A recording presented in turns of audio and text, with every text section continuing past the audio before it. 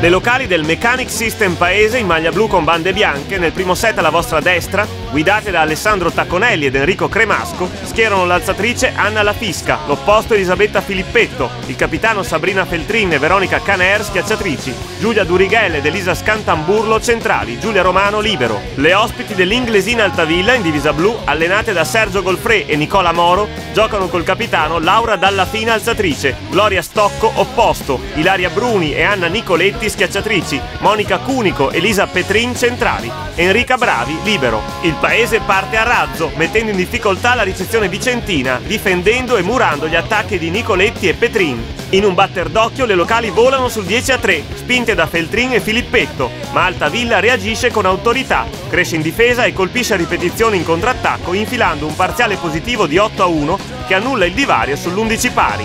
Gli attacchi efficaci di Gloria Stocco portano avanti le ospiti sul 16-13, ma le battute ficcanti della Feltrin, mirate sulla Bravi, annullano il gap sul 17 pari.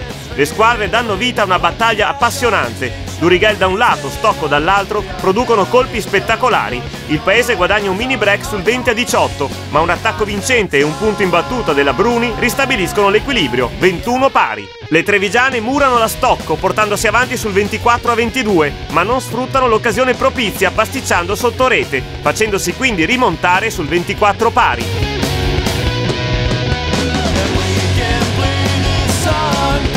Un potente contrattacco da seconda linea della Filippetto annulla il primo set point alle ospiti, che però rispondono subito col bel primo tempo della Cunico, tornando avanti sul 26-25.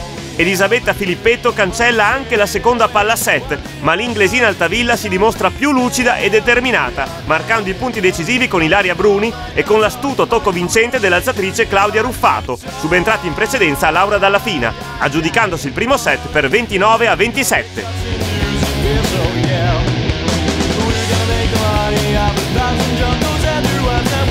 L'Altavilla riparte con la Ruffato al palleggio e Francesca Tomasi in banda, già entrata al posto della Nicoletti durante la prima frazione. L'inizio del paese è ottimo, ricezione e attacco funzionano a dovere, il muro blocca Cunico e Stocco, mentre le ospiti perdono colpi sbagliando più del lecito in prima linea. Il Mechanic System scatta sul 5-0, conducendo autorevolmente con un vantaggio di 4-5 punti per gran parte del set. Osservando il gioco espresso dai due sestetti, non sembra davvero che siano in campo la prima e l'ultima della graduatoria, con le trevigiane che fanno la partita e le ospiti costrette a inseguire. Le vicentine riducono il gap grazie agli attacchi efficaci della Tomasi e al servizio aggressivo della Stocco, avvicinandosi a -2 sul 14-12. Le locali riallungano sul 17-13, ma poi si bloccano improvvisamente non riuscendo a passare in attacco, venendo quindi raggiunte sul 18 pari. L'Altavilla prende il sopravvento imponendosi a muro in contrattacco con le conclusioni della Bruni e dell'ottima Stocco, volando sul 23-19. La Filippetto va a segno da posto 4, ma un brutto errore della difesa trevigiana sull'attacco della Cunico e il muro vincente della Petrin danno gli ultimi 2 punti all'Altavilla, che fa suo il secondo set per 25-21.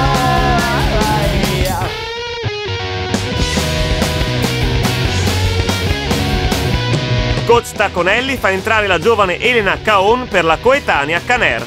Il paese risente del doppio svantaggio, calando nettamente in ricezione e in attacco.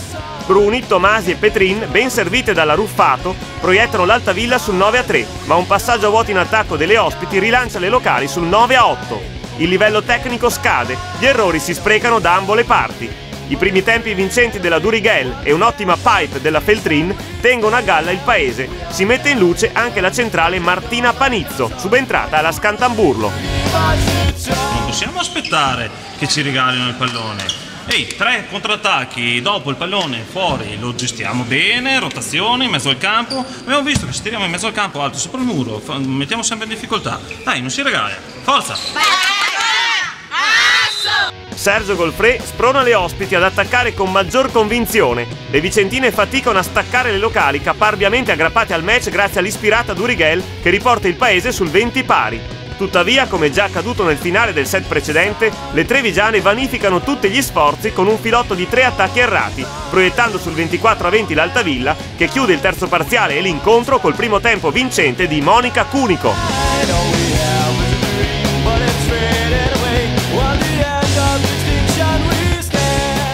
Questa sera abbiamo portato a casa 3 punti importanti per la nostra classifica per mantenere il primo posto. Nonostante non abbiamo disputato una delle migliori gare del girone e gli avversari non ci abbiano regalato niente.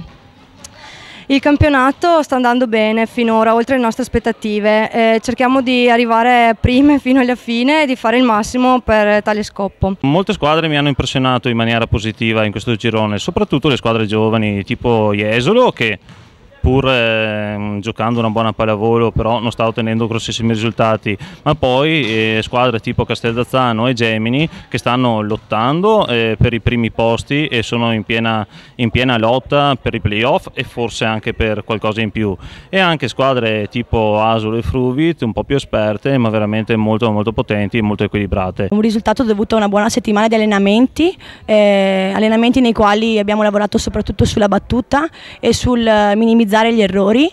Questo si è visto questa sera e il primo set soprattutto ha dimostrato una forza combattiva e una gran grinta che stiamo coltivando dall'inizio campionato. L'allenatore sembra soddisfatto della partita, noi siamo soddisfatte e speriamo di giocare altre partite così, perché fa piacere sfidare le prime in classifica e comunque ottenere dei bei risultati a livello di punteggio. Le ragazze stanno lavorando duramente tutta la settimana e in prospettiva credo che qualcosa di buono venga fuori. Ci prepariamo sicuramente per l'anno prossimo, vista la posizione in classifica. Abbiamo degli impegni da mantenere per la fine del campionato, però il nostro lavoro è quello di trovare i vari singoli che poi possono portarci a riguadagnare la categoria sul campo.